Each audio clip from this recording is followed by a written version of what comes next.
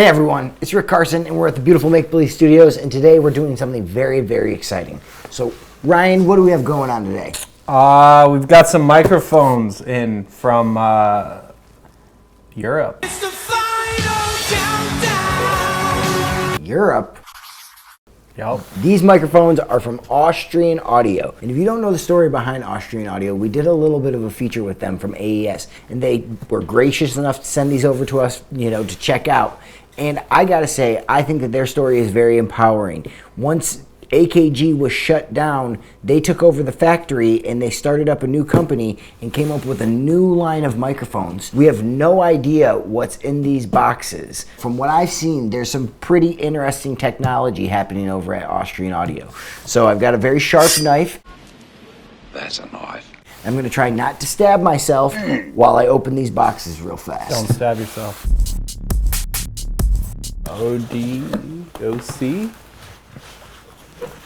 OC 505. What's that one? OC7. Okay, what do we have in here? Big box. Exciting. Okay, so these are the OC-A18s. This is Austrian Audio. I don't want to say it because I haven't heard these, but if I had to assume, from what I've read online, these are their take, a more modern version of the AKG C414, which they have plenty of experience building. They build them in the same factory where they've been historically made. I haven't tried these microphones out before, but I have heard some wonderful things about them. There's some people who I really respect, like Andy Sneap, Mark Lewis, who have said some wonderful things about these microphones. So, of course, I can't wait to hear them on electric guitar cabinets. But when it comes to vintage C414s, I love them in places like drum overheads. I love them on the piano. So I'm very excited to try these out in quite a few spots and see how they fare. And then over here, what do we have going on? We have what looks to be an OD505 and an OC7. And from what I remember reading about on their website, this is a true condenser instrument microphone, which says on the box, I'm reading that just so you know, but this is a small diaphragm condenser that can be used for close miking things like toms and stuff like that. Yeah, that's exactly where my mind went. Yeah, like, so okay. We'll probably compare this with a couple other small diaphragm condenser microphones that I like on toms. Maybe we'll compare it to the Crown CM700s. I particularly like those, and I've used those on toms for years. So very, very cool, and I love the shape of it. It seems like it's very adjustable. We may try it in some other spots, but my mind instantly goes to toms. If there's any place that you could think of that we should try it out, please let us know. And then over here, it says active dynamic vocal microphone. So this is the AD505, which, if I am correct in my understanding, this is their take or a run at the 57, correct? Okay, yeah. I think that's what I remember from AES. Pepperidge Farm remembers. I think this may be one of their newer microphones, but I'm very excited to try them out. And let's go ahead and unbox some of these and see what they look like inside. So this is like super nice. Nice. I feel like it's too nice to be around. It's got a super cool strap that I've got to figure out how to open. It's like a Velcro strap on the actual case already. How far around does this go? Round the outside, round the outside. All the way down to here. So first we'll remove the super cool Velcro strap. And this says Austrian Audio on the inside of the Velcro. That's pretty dope. That's a classy move there, classy packaging. Oh, I've already dented this, which I wasn't trying to do. On both sides, it seems. That's my B. Very cool packaging as far as that goes. Oh, that's a beautiful case. I like how slim the case is. A lot of times you get a microphone case and they're like this tall, and when you're sliding them in on their side like this, that takes up a lot of space. So this is very nice. Let's see what comes in here. And good click. Yeah, it seems like a nice real case. So we've got a quick start guide with the 8C818 quality certificate. and a parts list. Well, that's nice. That's nice. And then, ooh, a sticker. Who doesn't love a sticker? It tells you how to power on your microphone, patterns, high pass filters, pads. Got a whole bunch of stuff. Talks about the shock mount, windscreen, and then Polar Pilot. Which is, I think, their like technology. Polar Designer, dual output. So these are the things that I'm very curious about. So there's a lot of cool features with this. It seems that there's an iPhone app and there's also a app called Polar Designer. We're gonna see which ones of those work with these microphones. One of the things that I'm excited about is that the microphones actually have dual outputs, which you can utilize with this mini XLR cable just hanging straight out of the back of the microphone. So if you plug that in back here, you can actually use both sides of the capsule independently. And there's a lot of interesting things that can happen with that.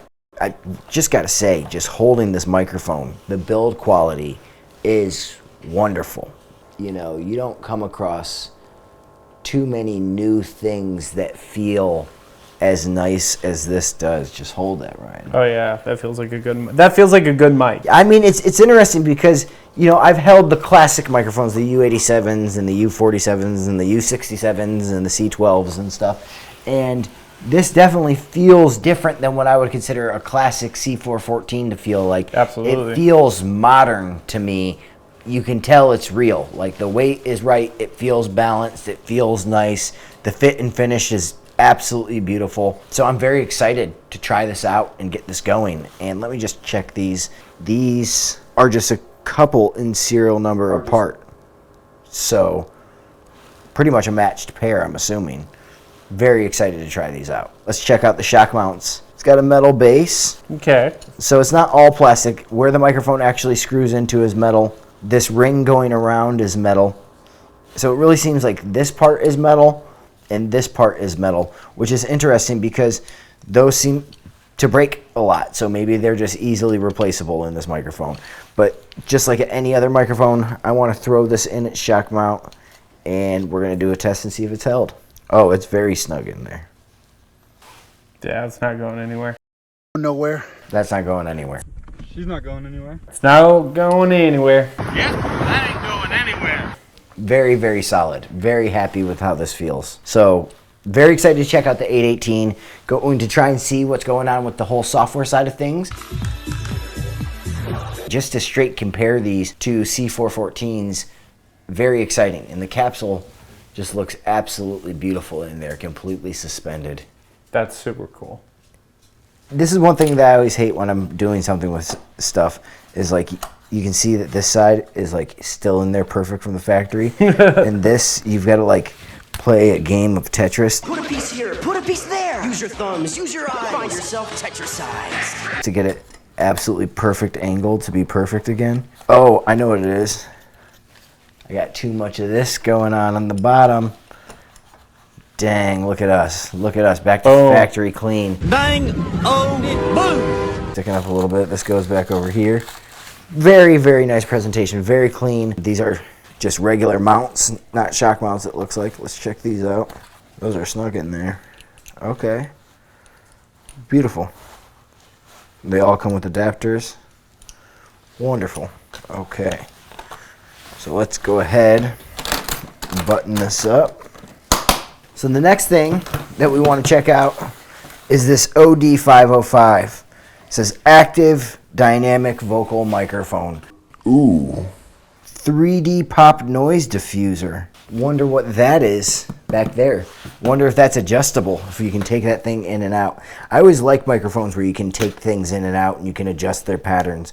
You never know where a microphone will end up being useful, and the more versatile it can be, the better it has a chance of getting used for me. I gotta say, Austrian Audio, I'm really digging the packaging. I love how everything looks. The fit and finish, just great.